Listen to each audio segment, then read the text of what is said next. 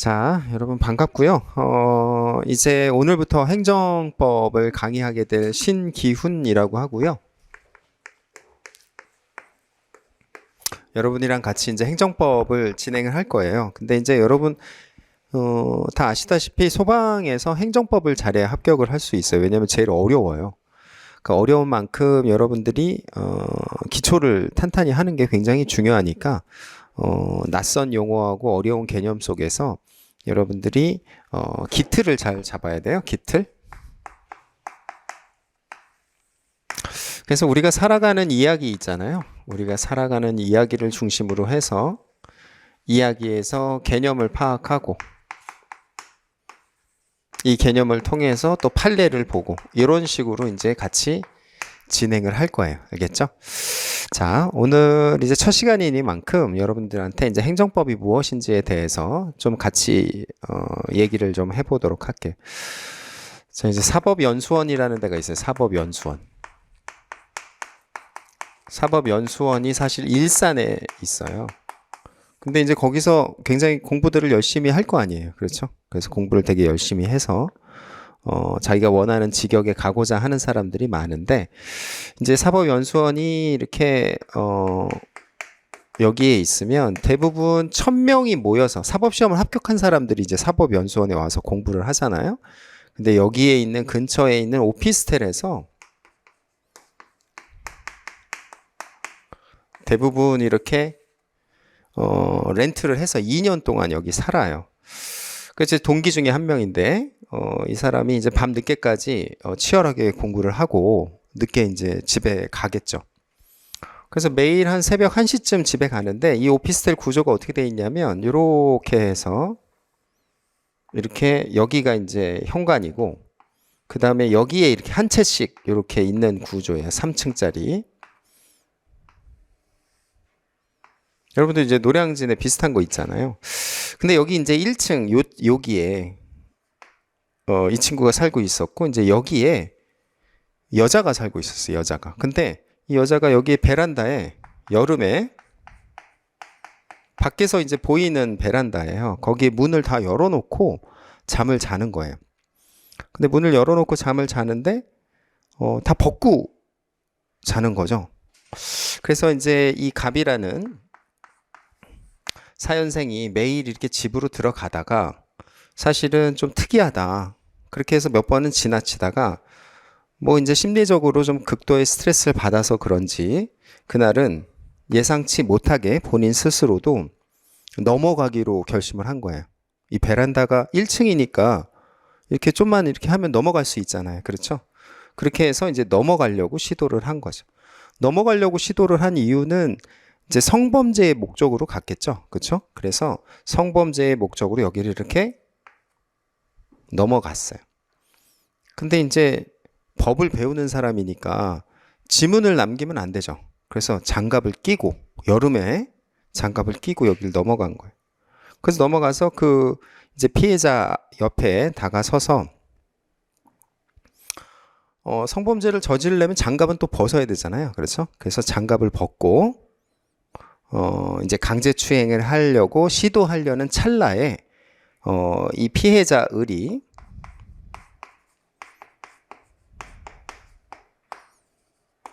갑의 오른쪽 손목을 확 물어버렸어요. 그래서 이제 갑은 놀랬겠죠. 그래서 놀래서, 그럼 어떻게 되겠어요? 아프니까 또 이렇게 막 뺄 거 아니에요. 빼다 보면은 이 치아 결손이 발생해요. 여러분, 상해. 그래서 상해 치아 파열이죠. 치아 파열. 그래서 이제 갑은 바로 담 넘어서 도주해 버렸어요. 그랬더니 이제 피해자 을이 어떻게 했냐면 경찰에 신고를 했는데 옆집에 사는 면식범이다 바로 신고를 해버렸어요. 어떻게 알았는지 여러분도 궁금하죠? 그쵸? 그 다음에 사법연수생인 것 같다 이렇게까지 진술을 했어요. 그렇게 해서 바로 현장에서 검거됐어요. 갑이라는 이 가해자가. 이게 실제로 있었던 일이에요. 그러면 이제 여러분이 아는 범위 내에서 우리가 한번 이게 어떻게 진행되는지 한번 볼까요? 자, 갑이라는 애는 지금 신부는 뭐예요? 여러분 볼 때 신부는 공무원이죠. 그렇죠? 얘는 공무원이에요.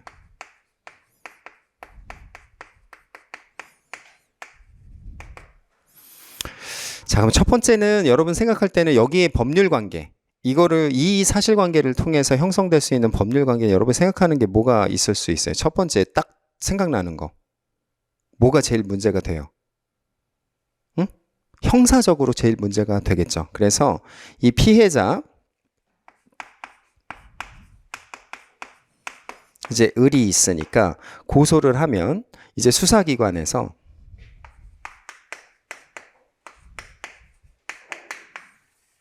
갑을 입건을 한 다음에 이제 형사법원에다가 이렇게 해서 공소 제기를 하는 거예요. 그래서 이게 고양지청에 검찰이죠. 거기서 이제 공소 제기를 해요.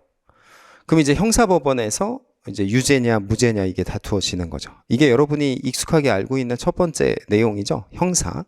그래서 이게 바로 형사법 관계가 되는 거예요. 여러분 만약에 경찰 시험을 본다 그러면 이게 되게 중요하죠. 그래서 수사기관에서 갑을 피의자로 입건해서 수사를 하고 그 다음에 형사법원에다가 공소제기를 했을 때 유죄가 나오느냐 무죄가 나오느냐 이 부분, 이게 이제 첫 번째 법률 관계가 형성이 되는 거예요. 그럼 여기서 끝일까요? 아니면 여기서 더 뭐가 있을까요? 더 뭐가 있으니까 계속 얘기를 하겠죠. 그 뭐가 있냐면 민사적인 문제가 있어요. 민사법 관계.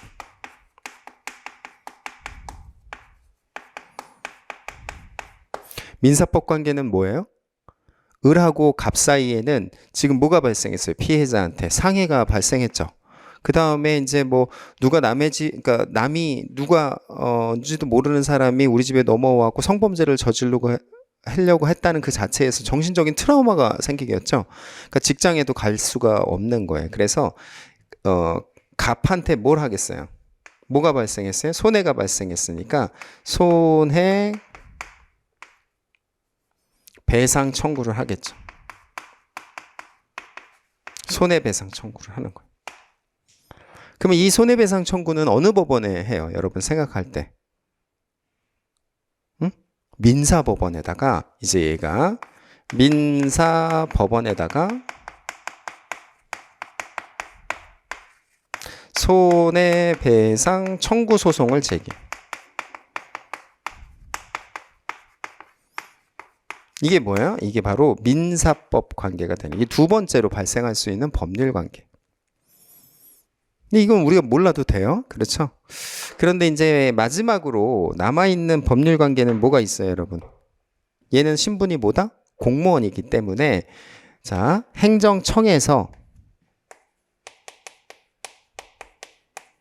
뭔지는 모르지만 아무튼 행정청이라는 데가 있을 거고, 얘한테 뭘 주겠어요, 여러분? 여러분 두 글자 생각나는 표현 뭐가 있을 수 있어요? 뭘 줘요? 징계를 주게 되겠죠. 징계. 그러면 이제 갑은 아무래도 좀 아까 들었던 얘기도 좀 이상하죠. 뭐 약간 짜고 친 것 같은 느낌도 약간 들고, 피해자가 뭐 아무튼 징계를 받았단 말이죠. 그러면 이 징계는 얘가 이제 어디다가 가서 하소연을 해요? 민사법원 가야 돼요? 형사법원 가야 돼요? 응? 이게 바로 행정법원에 가서 이 징계를 어떻게 해야지만 자기가 원하는 내용을 다룰 수가 있는 거예요. 취소해야겠죠. 그렇죠? 이 징계를 이제 취소해 달라는 취소 소송을 제기하는 거예요. 어디다가? 행정법원에다가. 알겠죠? 그러면 이게 바로 세 번째 행정법 관계.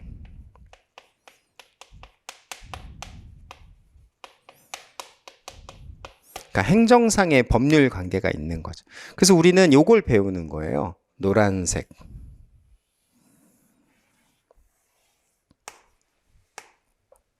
그럼 여러분 생각할 때는 사실은 저 형사관계하고 민사관계는 우리가 뉴스에서 좀 많이 본 적이 있어요. 누가 누구한테 범죄를 저질러 왔고 유죄 판결을 받았다, 무죄 판결을 받았다.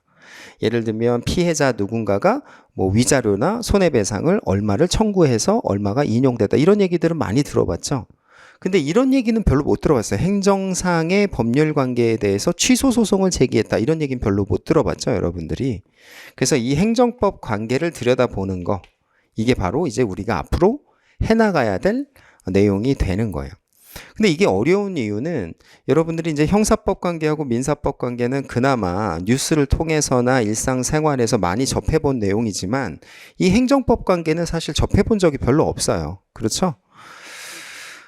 여러분들한테 행정법 관계에서 여러분들이 겪어본 거는 그게 있을 수 있죠. 운전면허 발급. 예를 들어서 행정청이 여러분한테 운전면허를 준 거예요. 근데 만약에 여러분들이 음주운전하면 다시 이걸 뺏어가겠죠. 그럼 뺏어가는 것에 대해서 다시 행정법원에다가 뺏어가지 못하도록 취소해 주세요라고 취소소송을 제기하는 거예요. 알겠죠? 자, 그런 것들이 바로 우리가 앞으로 배워나가야 될 행정법 관계다라는 거예요. 그러니까 얘가 이렇게 하나의 사실행위를 통해서 법률상의 관계는 형사법 관계도 있고 민사법 관계도 있고 행정법 관계라는 것도 있다. 세 가지의 법률 관계가 하나의 행위를 통해서 동시에 형성이 된 거예요. 앞으로 우리가 배워나갈 게 바로 이 행정법 관계다라는 거죠. 자, 그러면 아까 우리가 봤던 민사의 법원에서 그 다음에 행정법원에서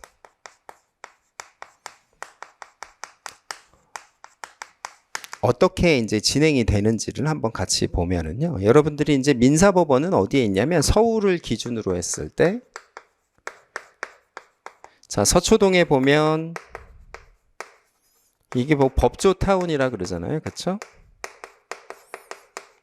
서초동에 보면 중앙지방법원이 이렇게 있어요. 중앙지방법원. 여기에는 민사부가 있고요. 그 다음에 형사부가 있어요. 그 다음에 이제 양재동을 가시면 서울 행정법원이 별도로 있어요. 여기는 행정법원.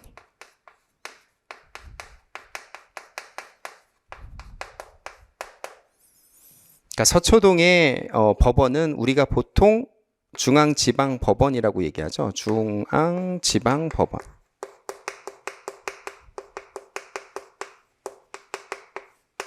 여기에는 민사법원이 있고 형사법원이 있다. 알겠죠? 그리고 양재동에는 행정법원이라는 법원이 별도로 있어요. 그러면 우리는 어디서 벌어지는 일을 다루는 거예요? 양재동이에요? 서초동이에요? 우리는 양재동에서 벌어지는 일들을 앞으로 배워나가는 거예요. 자, 비교를 한번 해보면 당해 사건의 경우에 이제 민사법원에 있는 판사가 있겠죠. 그 다음에 당해 민사법원에서 지금 이 소를 원하는 사람은 누가 돼요? 피해자 을이 되겠죠. 그렇죠? 피해자 을. 얘가 이제 소를 원하는 사람이라 그래서 원고다 이렇게 표현을 해요. 그 다음에 이제 피고가 갑이 될 거예요. 소를 받는 애를 피고라고 얘기하죠. 자, 그러면 원고가 피고에 대해서 소를 제기한 상태에서 민사법원에 있는 판사 입장에서는 가장 관심 있는 게 뭐가 될까요? 이 피해 금액을 얼마로 할지를 결정하는 거예요. 그렇죠? 그래서 손해배상금을 결정하는 거다. 손해배상금 결정.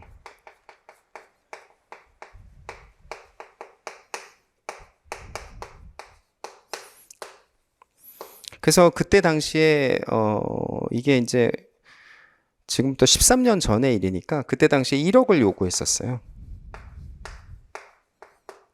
원고가. 근데 이제 갑 입장에서는 1억이 너무 과하다. 그래서 8천으로 좀 깎아달라. 뭐 이런 얘기를 하는 거예요. 그럼 판사 입장에서는 제일 고민이 되는 부분은 뭐예요? 누구하고 누구만 좋으면 되는 거예요. 그냥 당사자끼리만 좋아가지고 그냥 8천으로 하는 부분에 있어서 을이 만약에 흔쾌히 승낙했다 그러면 어떻게 하면 돼요? 8천으로 그냥 쇼당 박으면 되는 거예요. 그렇죠? 그러니까 판사 입장에서는 얘하고 얘 사이에서의 합의 또는 조정 이것만 있으면 만사 오케이가 되는 거예요. 그렇죠? 그러면 얘가 추구하고자 하는 이익이라는 거를 사적 이익으로서의 사익 이렇게 표현을 하고 얘가 추구하고자 하는 이익은 뭐예요? 마찬가지로 사익이죠. 돈을 좀 깎고 싶으니까 사익. 그래서 사익과 사익 사이에서의 조정의 부분. 그러니까 판사가 고민할 내용이 많아요, 적어요? 그렇게 많지 않아요. 당사자들이 그냥 8천에서 합의만 보면 그 부분에 있어서 그냥 판결을 때리면 되는 거죠. 그래서 민사법원 판사는 소가에 따라서 다르기는 하지만 한 명만으로도 충분해요. 무슨 얘기인지 알겠죠? 갑하고 을만 좋으면 돼요. 얘하고 얘 사이에서만 오케이만 되면 그 부분에서는 끝이다라는 거죠. 자, 이거를 사적 자치의 원칙이다 이렇게 표현을 해요. 사적 자치. 그 얘기는 뭐예요? 사익에 대해서는 스스로 지배한다라는 거니까 사익과 사익 사이에서의 스스로 합의가 이루어진 부분에 대해서 판사는 크게 관여하질 않아요. 그러니까 민사법원 판사는 편하죠. 자, 근데 이제 행정법원 판사는 기본적으로 3명이에요. 그래서 여기 부장판사가 있고 여기에 이제 우배석 판사가 있고요. 그 다음에 좌배석 판사가 있어요. 이게 지금 어디예요? 양재동. 그렇게 되면 여기에서 만약에 행정청이라는 애를 병이다 이렇게 생각을 해볼게요. 병. 그러면 여기서 소를 원하는 사람은 누구예요? 여기서 이걸 취소해달라고 소를 원하는 사람. 갑이죠. 그래, 잘했어요. 갑이에요. 그래서 갑이라는 애가 여기서 원고가 되는 거예요. 그럼 피고는 누구예요? 여기서 피고. 병이겠죠, 병. 왜냐하면 행정청이 뭘 줬기 때문에, 징계를 줬기 때문에 그 부분에 대해서 취소해달라고 소를 제기한 원고와 피고가 되는 거예요. 그렇죠? 자, 그러면 여기서는 문제가 좀 달라지는데 예를 들어서 이 징계가 해임이다 라고 생각을 해봐요. 그럼 해임은 누가 때린 거예요? 자, 병이라는 애가, 병이 누군지 몰라 우리가 아직. 그렇지만 갑이라는 애한테 일방적으로 매우 우월적 위치에서 일방적으로 때린 거예요. 그렇죠? 그럼 병이라는 애는 이 해임이라는 걸 통해서 달성하고자 하는 그 이익이 무슨 이익이에요? 여러분 생각할 때. 저기서 봤던 을이 생각했던 이익과는 좀 다르죠? 을은 뭐야? 내가 돈만 받으면 돼. 나 너 때문에 회사도 못 가고 이제 문 열어놓고 자지도 못하겠어. 그 다음에 내가 벗고 자고 싶어도 벗고 자질 못해. 너 때문에 데미지 먹어서, 쇼크 먹어서. 사람들을 봐도 대인 기피증이 생겼어. 그 부분에 대해서 네가 1억은 나한테 줘야 돼. 이렇게 되는 거죠. 그러니까 사익이에요. 근데 여기서 병이 갑한테 일방적으로 해임을 때린 부분에 있어서 병이 추구하고자 하는 이익은 좀 달라요. 왜? 아니, 사법연수생이라는 공무원이 성범죄를 저질렀어. 근데 이런 애가 판사가 되고 또 검사가 돼. 그래서 예를 들어서 성범죄 사건에 대해서 수사도 하고 재판도 해. 국민들이 어떻게 생각하겠어요? 믿을 수가 없죠. 그러니까 얘가 여기서 추구하고자 하는 것, 당의 해임을 통해서 추구하고자 하는 것은 결국에는 사법 신뢰, 그 다음에 공무원에 대한 믿음, 뭐 이런 거예요. 자, 이런 거는 사적이에요, 공적이에요? 공적이죠. 그래서 얘가 추구하고자 하는 가치는 결국에는 공익이라는 가치예요. 공익. 그러면 갑이 추구하고자 하는 가치는 뭐예요? 내가 사법연수원 끝까지 다녀서 수료해서 내가 원하는 데 가고 싶은 거, 내 인생. 내가 내 인생에서 달성하고자 하는 목적을 얘가 뺏은 거잖아요. 그러니까 갑이 달성하고자 하는 그 이익은 무슨 이익이라고 할 수 있어요? 그건 사익이에요, 사익. 자, 그러면 이제 병이 당의 해임이라는 걸 통해서 달성하고자 하는 그 이익이라는 건 우린 이제 공익이다 이렇게 표현할 수 있어요. 공익. 아까 여기서는 한마디도 나온 적이 없어요. 공익이라는 표현이. 그렇죠? 여기서 처음으로 공익이라는 표현이 나온 거예요. 근데 이제 얘는 지금 사인한테 무슨 해임을 당한 게 아니라 누구한테 해임을 당한 거예요? 국가기관으로부터 해임을 당했죠. 그러니까 얘가 국가기관으로부터 일방적으로 당했기 때문에 얘가 여기서 추구하고자 하는 그 이익은 사익 중에서도 권익이다. 이렇게 표현할 수가 있어요. 권익.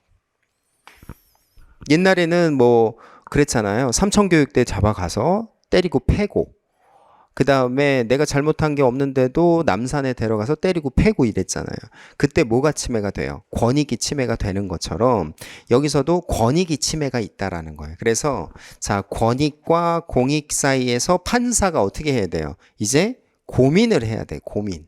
저울질을 해야 돼요. 그러면 이 저울질이라는 것에 대해서 고민거리가 아까 민사법원하고 많이 다르죠. 어떤 면에서 달라요? 우선 기본적으로 얘도 뭘 하는 애예요? 법원이. 공무원이에요? 아니면 그냥 민간 기업이에요? 공무원이죠. 그럼 얘도 공익을 실현하는 애예요. 그 다음에 얘도 공익을 실현하는 애죠. 그러니까 얘네하고는 기본적으로 어때요? 둘 다 공익 실현이라는 목적을 갖고 있는 동질체예요. 동질체. 그러니까 얘가 기본적으로 공익을 실현하는 데 있어서 했던 판단은 얘가 존중하겠어요? 아니면 개무시하겠어요? 기본적으로 존중해요. 그렇죠? 그 다음에 얘가 예를 들어서 기재부 장관이다. 그러면 기재부 장관이 했던 이 해임에 대해서 얘가 야, 너 이 새끼 똑바로 안 해? 뭐 이런 식으로 하면은 나중에 얘네들이 법원을 지을 때 판사를 늘릴 때 기재부에서 어떻게 해주겠어요? 예산을 안 주겠죠. 그 다음에 만약에 얘네가 기재부 장관이라 하더라도 얘네의 가장 높은 사람은 대통령이죠. 그러면 대통령이 수장으로 있는 그러한 부처에 대해서 했던 판단에 대해서 법원이 개무시를 해버리면 대법관은 누가 임명해요? 대통령이 임명하죠. 그러니까 기본적으로 얘는 얘를 존중할 수밖에 없어요. 그렇죠? 존중해야 돼. 그러면 또 얘하고 얘 사이에서는 또 어떤 문제가 있어요? 얘만 존중하면 되니까 너는 그냥 개무시해도 돼. 이렇게 할 수 있어요? 그렇진 못해요. 얘는 또 뭐예요? 얘는 그냥 일반 사인이 아니야. 여기서는 뭐였어요? 그냥 을과 갑이었어. 단순한 사인과 사인. 근데 여기서는 무슨 문제가 돼버려요? 행정기관에 대비한 국민이 돼버린 거. 국민. 그렇죠? 그래서 여기서는 국민으로서의 권익의 부분이기 때문에 얘를 개무시하면은 이제 국민으로부터 법원이 어떻게 돼요? 지탄을 받게 되는 거예요. 저 새끼들 뭐 같은 편이랍시고 행정청의 눈치만 보고 국민은 개무시하네? 이 나라의 주인은 국민인데? 이렇게 되는 거죠. 그러니까 아까 있던 민사법원하고 여기에 있는 행정법원하고는 고민의 무게가 어때요? 여러분이 생각할 때에도. 얘가 훨씬 무겁죠. 행정법원이 훨씬 어려워요. 그러니까 몇 명이에요? 3명이. 그 다음에 이 부분에 있어서는 사익과 권익과 공익 사이의 이 저울질을 통해서 해결해 줄 수밖에 없는 거예요. 그러니까 어렵겠죠. 그래서 그 어려운 법학을 여러분들이 아무런 베이스가 없는 상태에서 지금 배워나간단 말이죠. 그러니까 굉장히 어려운 과정이에요.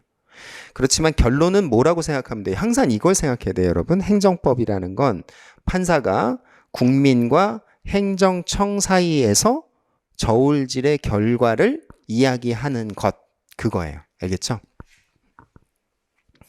자, 이렇게 여러분들이 행정법에 대한 개관을 한번 살펴봤는데, 자, 여기서 이제 뭘 볼 수 있냐면, 만약에 여기서 갑이 이겼어요. 그러면 이건 무슨 판결이라고 할 수 있을까요? 승소 판결이죠. 갑이 이겼으니까. 근데 이 소송을 원했던 사람은 갑이죠. 그러니까 갑의 청구를 인정하고 수용한다 그래서 인용 판결이 되는 거예요. 인용 판결. 그렇죠? 인용한다. 근데 만약에 갑이 졌어요. 그때는 무슨 판결이라고 할까요, 여러분? 상식적으로 기각 판결이라고 표현해요. 기각 판결.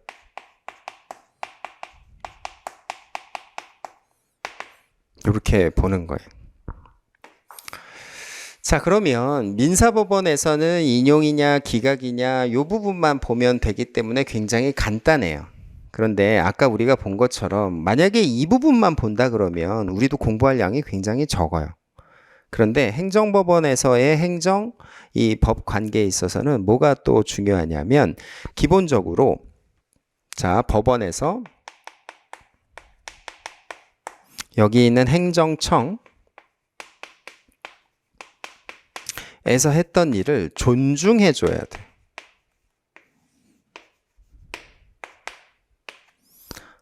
이렇게 돼 있어요. 이건 왜 그러냐면 여러분 요건 역사적인 문제여서 그렇게 한번 볼게요. 예전에는 연산군이 예를 들어서 국민한테 야, 나 네 부인이 마음에 드니까 네 부인 데리고 와 이렇게 했죠. 그쵸? 그렇게 했을 때는 연산군이 야, 내가 네 부인이 마음에 드는 이유는 그냥 내 스타일이기 때문이야 이렇게 했죠. 그게 법에 정해져 있었어요? 아니면 연산군 마음에 있었어요? 연산군 마음이에요. 그래서 연산군의 마음으로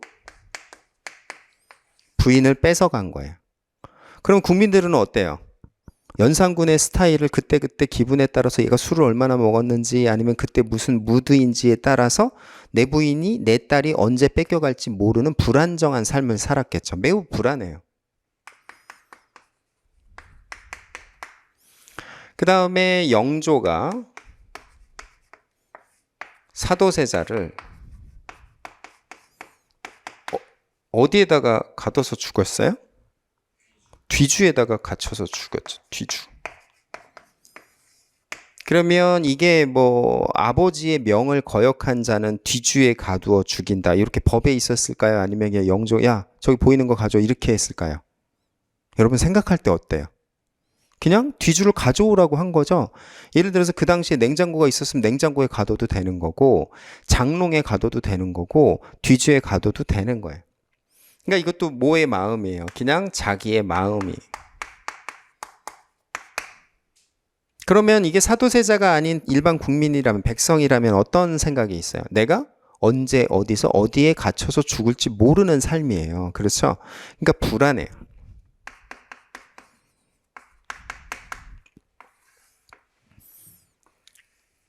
그래갖고 어떻게 된 거예요? 그래갖고 뭐 프랑스 혁명도 일어나고 국민들이 아무튼 봉기를 일으켜서 이제 야 불안하니까 뭔가 좀 정해진 삶을 살고 싶어 우리는 뭔가 좀 정해놓고 하자 이렇게 해서 어떻게 한 거예요? 법으로 정해놓는 세상을 만들자라고 한 거죠. 그게 뭐예요? 그게 법치주의의 세상이 열린 거예요.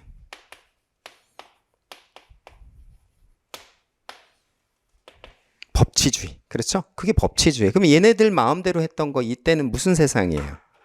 사람 마음에 의해서 지배가 되는 인치주의죠. 이때는 법치주의예요. 그러면 법치주의의 기본적인 개념을 보면 이래요. 여러분 여의도에서 자 국민이 선거를 통해서 국회의원을 만들죠. 그렇죠? 그러면 국회의원이 여의도에서 선출이 돼서 얘네가 뭘 만들어요? 법을 만들어요. 그 다음에 국민이 또 선거를 통해서 누굴 뽑아요? 대통령을 뽑아요. 그렇죠? 그러면 대통령을 수반으로 하는 이 행정부에서 이 법을 어떻게 해요? 얘가 법을 정립하죠. 법을 정립하고 얘는 법을 집행해요. 그렇죠? 그래서 법을 집행.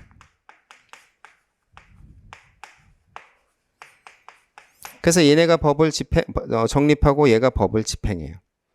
그런데 얘가 집행한 부분이 잘못되거나 또는 얘가 제정한 법이 개판이면 누가 또 판단해요? 법원에서 판단하는 거죠. 법원. 그래서 요거에 대해서는 이제 헌법재판소라는 데가 있고 자, 얘가 집행했는데 잘못됐다. 예를 들어서 저기에 있는 해임이라는 것도 얘가 법을 집행했기 때문에 되는 거지. 야, 너 있잖아. 나는 성범죄 제일 싫어해. 그냥 너는 해임이야. 내 마음이야. 이렇게 하지는 않았겠죠. 요새 같은 세상에서. 그래서 이렇게 사법부에서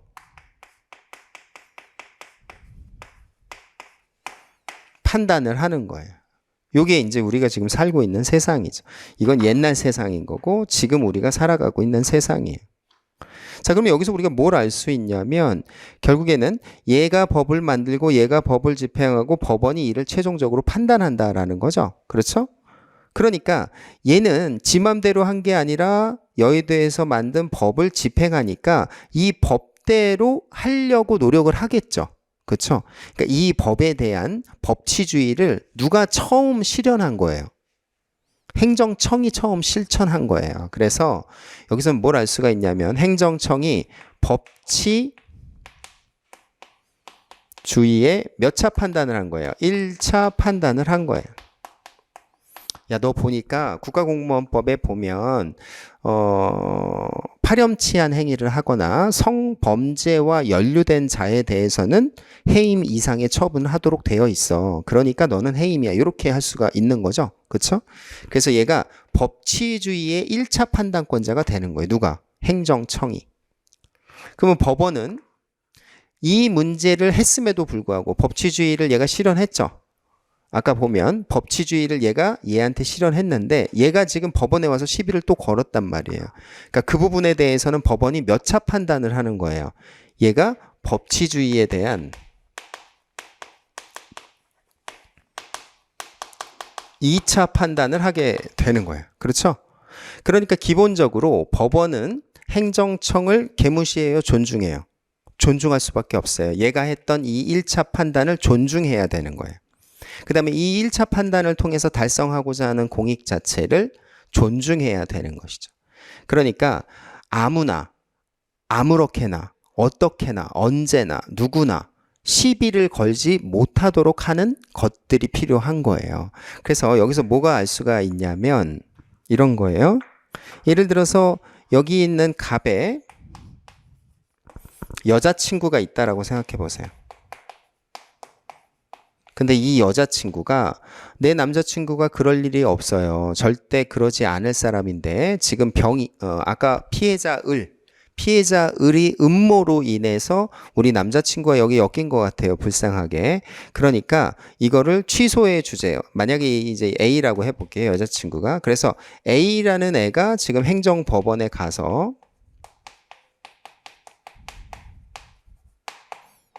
이렇게 취소 소송을 제기한다. 그럼 여러분 생각할 때는 이 취소성이 받아들여질 것 같아요. 좀 이상해요. 여러분 상식적으로 가능해 보여요? 불가능해 보여요? 불가능한 느낌이 약간 들죠? 그건 왜 그러냐면 얘가 행정법원에 가서 이 부분에 대해서 취소소송을 제기하기에는 부적법한 느낌이 드는데 이게 왜 그러냐면 원고가 될 수 있는 것은 아무나 하는 게 아니라 정해져 있는 거예요. 적법한 자격이 있는 자만 행정청이 했던 이 1차적 판단권에 시비를 걸 수 있도록 하는 거죠. 그래서 갑의 여자친구 A는 제기할 수가 없어요. 그러면 이거는 기각 판결이 아니에요. 아예 판사한테 갈 수가 없는 거죠. 그렇죠? 그래서 이런 것들이 이제 입밴이에요. 입밴. 입구에서 아예 들어가지도 못하는 상태가 되는 거죠. 자, 그때는 무슨 판결이라고 표현할 것 같아요? 각하 판결이에요. 각하 판결. 그래서 여러분들이 이제 행정법을 배워나가면서 되게 중요한 부분인데요. 자, 법원이 행정청이 했던 1차 판단권을 존중해줘야 되는 입장이기 때문에 기본적으로 엄격한 소송 요건을 요구해요. 행정법은. 그래서 그 소송 요건이 충족되지 않을 때는 각하 판결을 해버려요. 그래서 이게 이제 민사법원에 없는 굉장히 어려운 개념이에요. 소송 요건이라는 거. 그래서 그 소송 요건을 우리가 하나씩 살펴보는 것. 그게 행정소송을 바라보는 가장 어려운 부분이에요. 그래서 그 소송 요건이 몇 가지가 있는데 8가지가 있어요. 그 8가지를 우리가 이제 살펴보는 것. 그게 바로 우리 행정법의 출발이 되는 거예요. 알겠죠? 자, 그럼 예를 한번 들어볼까요? 여러분들이 대출을 받으러 은행을 가요. 그러면 은행에서 저 대출 좀 받으러 왔는데요. 그러면 은행 직원이 이거 오세요. 얼마 드릴까? 이렇게 해요. 아니면은 직업을 물어보고 그다음에 거주지를 물어보고 월 소득, 그다음에 신용 평가 이런 것들을 다 들여다봐요. 다 들여다보죠. 그다음에 그게 통과가 되면은 이제 얼마를 빌려줄 수 있는지를 얘기를 하죠. 만약에 그 요건이 충족이 안 되면 얼마라는 이야기가 있어요? 아니면 그냥 돌려보내요? 돌려보내요. 그게 뭐예요? 각하예요. 그 다음에 여러분 소개팅을 해요. 카카오톡을 받았어요. 전화번호로. 그래서 카카오톡 프로필을 보니까 좀 또라이 같아. 느낌이. 그래서 아예 안 만나요. 그게 뭐예요? 그게 각하예요. 근데 만나서 얘기를 해보니까 좀 느낌이 별로야. 그래서 다시 안 만나요. 그게 뭐예요? 그건 기각이죠. 그렇죠? 각하라는 것은 아예 어떠한 본격적인 내용이 전개조차 되지 못하는 것. 그게 각하예요. 뭐 UFC 얘기 들어볼까요? UFC 했을 때 몸무게를 먼저 하죠. 몸무게를 재서 탈락이야. 그럼 링 위에 올라가요? 못 올라가요? 못 올라가죠. 그게 각하예요. 그러니까 행정법원에서는 각하가 되는 경우가 거의 80%예요. 왜 그러냐면 행정소송이라는 것 자체가 국민들한테 매우 엄격한 진입 장벽을 만들어 놓고 있는 거예요. 즉 행정청이 달성하고자 하는 법치 행정의 원칙에 따른 공익에 대해서 시비를 걸고자 하는 경우라는 것에 대해서는 엄격한 조건을 걸어두고 있는 것이죠. 만약에 그 조건이 충족되지 않으면 법원은 어떻게 하는 거예요? 링 위에 올라가지조차 못하게 한 상태에서 각하 판결을 하게 되는 거예요. 민사법원은 그게 있어요, 없어요? 민사법원은 그런 게 없어요. 각하 판결이라는 게 거의 없죠. 그러니까 우리는 행정소송에서 각하 판결이 되는 경우가 어떤 것인지, 자, 그런 내용을 중심으로 해서 이제 2교시 때부터 내용을 들여다 볼 거예요. 그래서 여러분 교재 한번 보도록 할게요. 수업은 어떻게 진행을 하냐면 요 하늘색 책 있죠? 그 다음에 여러분들이 갖고 있는 검은색 책도 있어요. 그래서 이 하늘색 책을 갖고 기본 개념을 한번 살펴보고 그 다음에 문제와 관련된 지문으로 다시 한번 정리하는 시간 이렇게 해서 진행을 할 거예요. 그래서 2개월 동안 여러분들 기본 과정으로 이걸 한번 훑어볼 건데 중요한 것은 개념을 잘 알아야 문제를 풀죠. 이렇게 접근하면 여러분 시험이 오래 걸려요. 여러분 고등학교 때 공부 잘했던 애들 여러분도 그렇고 생각을 해보면 대부분 다 문제를 많이 풀었던 애들이 공부를 잘하죠. 그래서 자꾸 개념에만 매몰되지 않고 배웠던 개념을 문제 속에서 다시 한번 확인하는 과정으로 수업을 진행할 거예요. 기본 과정이라도. 그래서 가장 기초적인 과정이라 하더라도 가장 기초적인 기출 문제를 중심으로 해서 개념을 다시 한번 리마인드 하는 방식으로 공부를 할 거고요. 그 다음에 여러분 그 기본 교재에서